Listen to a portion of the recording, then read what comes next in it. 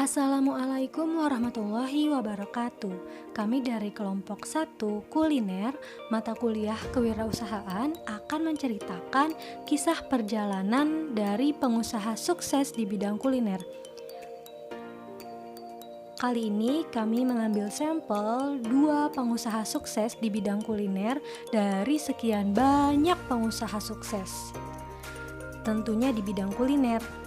Yang pertama ada seorang wanita dengan dessert box dan seorang pria dengan es teh Indonesia.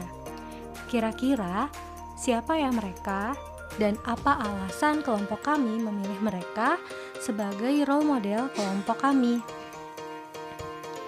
Ya, yang pertama ada seorang wanita yang bernama lengkap Najla Farid Bishir. Ia merupakan seorang wanita keturunan Arab yang sekarang telah menjadi ibu dari 3 orang anak dan pernah menjadi pembuat cinnamon roll dan sekarang menjadi owner dari dessert box dengan brand Bittersweet by Najla.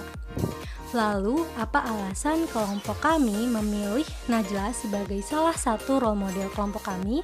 Yang pertama karena kesamaan dalam bidang wirausaha yakni kuliner, tepatnya dessert.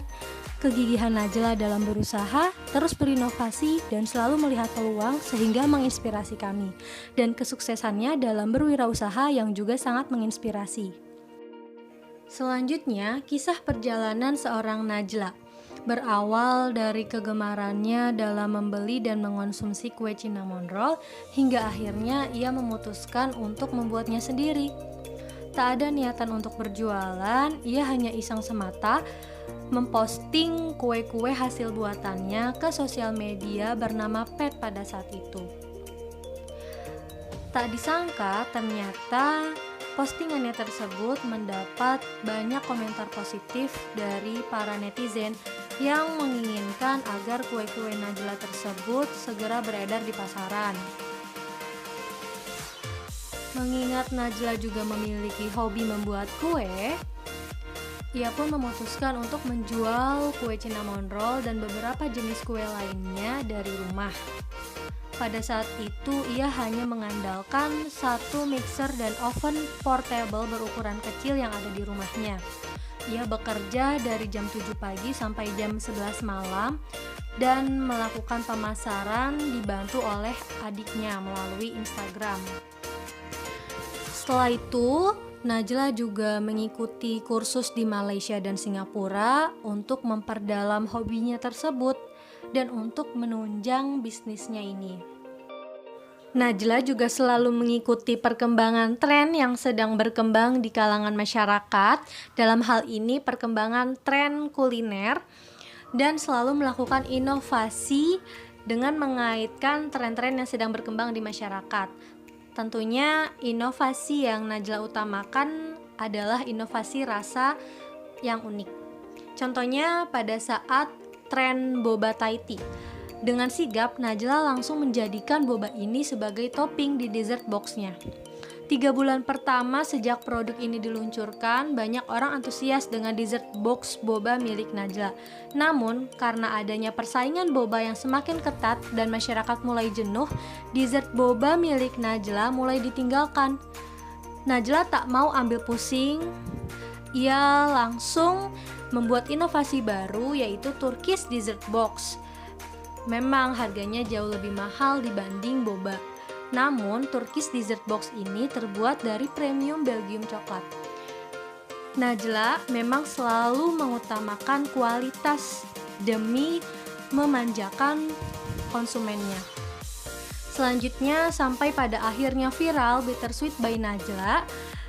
Najla terus melakukan inovasi dan baru-baru ini Najla telah mengeluarkan beberapa varian rasa baru lagi. Misalnya pada bulan Ramadan lalu telah diluncurkan kurma mejol dessert box. Kemudian juga saat ada tren dalgona, Najla pun sigap menuliskan dalgona coffee jelly dessert pada menu jualannya. Meski demikian, inovasinya tidak akan berhenti. Ia terus menyodok resep baru yang nantinya akan meramaikan menu Bittersweet by Najla. Menurutnya, kualitas dan inovasi adalah cara terbaik membuat para pelanggan tetap setia. So, we can learn from his story untuk berani berinovasi tanpa takut gagal, karena inovasi produk adalah kunci menghadapi tantangan bisnis. Selalu mengandalkan teknologi untuk operasional bisnis. Kemudian, relasi dan kerjasama itu penting dan utamakan kualitas dan pelayanan terhadap konsumen. Pengusaha yang selanjutnya yaitu ada Haidar Wurjanto. Haidar Wurjanto merupakan seorang pengusaha muda sekaligus pemenang nasional pertama di Wirausaha Muda Mandiri tahun 2013. Beliau merupakan owner dari Momomil, kedai kopi Forestry, hingga es teh Indonesia, dan juga founder dan CEO dari PT Simha Jaya Group. Alasan kelompok kami memilih Haidar Wurjanto sebagai model kelompok kami karena kesamaan dalam bidang wirausaha, yakni bidang kuliner, sikap pantang menyerah, ketekunan dan selalu melihat peluang. Kesuksesannya dalam mendirikan beragam usaha kuliner. Siapa sih yang gak kenal dengan Haidar Wurjanto? Pasti semuanya kenal, karena Haidar Wurjanto ini adalah salah satu pengusaha sukses di Indonesia. Bahkan ia memiliki begitu banyak usaha di bidang kuliner. Di antaranya yaitu ada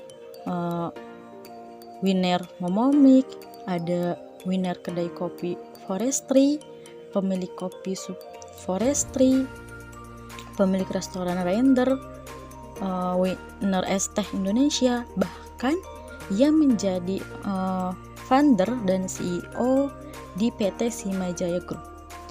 Selain itu, dia juga pernah berjualan pulsa, nasi goreng di gerobak, makanan Jepang, bahkan aksesoris BlackBerry. Ternyata seorang Haidar ini sudah terjun di dunia usaha pada umur 16 tahun. Ia termotivasi karena ingin menjadi pengusaha yang bebas waktu dan juga bebas finansial. Selama perjalanannya, ia sudah beberapa kali gagal dalam usahanya. Kemudian berawal dari keprihatinannya sebagai mahasiswa melihat jajanan di kampusnya, mendorong Haidar untuk membuat kedai minuman sehat. Setelah beberapa waktu, ia mendapatkan tempat di Jogja Bogor Junction, sebuah mall yang ada food court-nya, yaitu sistem kerjasamanya dengan konsinyasi bagi hasil. Modalnya sangat kecil, hanya susu dan karyawan saja.